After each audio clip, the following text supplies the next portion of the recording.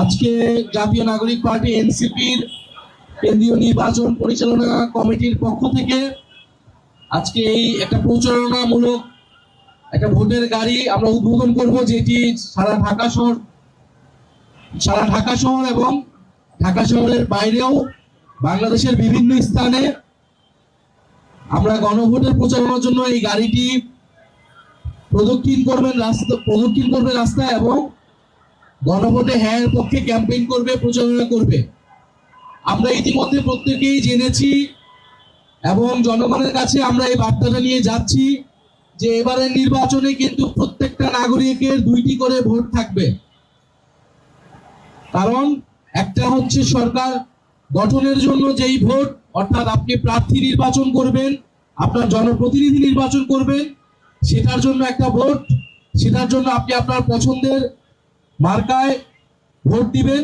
আরেকটি ভোট হচ্ছে গণভোট, যেখানে কিছু প্রশ্নের সাপেক্ষে আপনি হ্যাঁ অথবা নাতে ভোট দিবেন।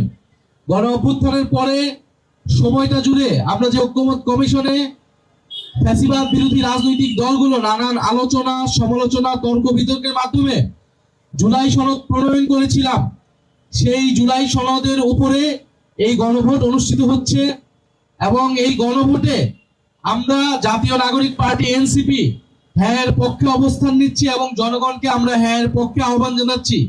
আমরা বলছি, যদি আমাদেরকে পছন্দ না হয়, যদি আমাদেরকে ভোট আপনারা নাও দেন, কিন্তু অ্যাটলিস্ট হ্যাঁ এর পক্ষে আপনারা ভোট দিবেন। দল মত নির্বিশেষে আমাদের প্রত্যেকের দায়িত্ব এই হ্যাঁ এর পক্ষে ভোট দেওয়া, কারণ হ্যাঁ এর পক্ষে ভোট দিলে সংস্কার প্রক্রিয়া আগাবে, জুলাই সনদ বাস্তবায়ন হবে। গণ অভ্যুত্থানের পরে আমরা যেই ফ্যাসিবাদী স্বৈরতান্ত্রিক ব্যবস্থা সিস্টেমের পরিবর্তন করতে চেয়েছিলাম, সেইটা কিছুটা হলেও পরিবর্তন হবে। আর যদি না জয়যুক্ত হয়, তাহলে আসলে আগের ব্যবস্থাতেই থেকে যাবে এবং কোনো ধরনের পরিবর্তনই হবে না এবং গণ অভ্যুত্থান আসলে সম্পূর্ণভাবে ব্যর্থ হবে।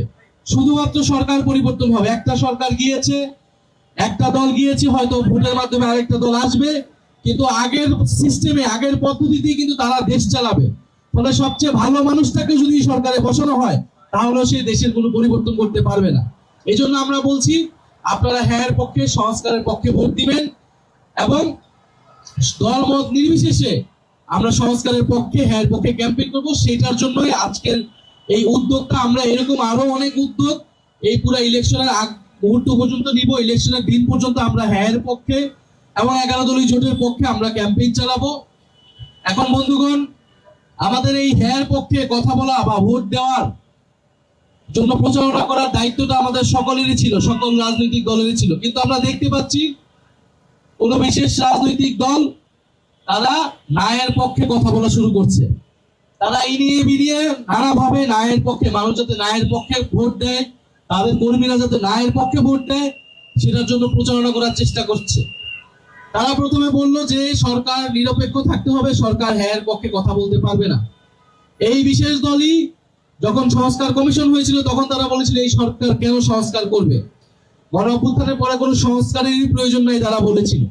কিন্তু আমরা বলেছিলাম সংস্কার করতে হবে, সংস্কারই গণ অভ্যুত্থানের প্রধান এজেন্ডা, বিচার সংস্কার। ফলে এখন তারা ন্যায়ের পক্ষে পরোক্ষভাবে বলার চেষ্টা করছে। আমরা বলবো এই ভুলটি করার চেষ্টা করবেন না। যদি ন্যায়ের পক্ষে চলে যান, তাহলে জনগণের বিপক্ষে আপনারা চলে যাবেন এবং ন্যায়ের পক্ষে যারা থাকবে তারা নির্বাচনেও জয়ী হতে পারবে না বলে আমরা বিশ্বাস করি। হ্যাঁ, আপনাকে নির্বাচনে জয়ী হতে হলে অবশ্যই হ্যাঁ এর পক্ষে থাকতে হবে, সংস্কারের পক্ষে থাকতে হবে।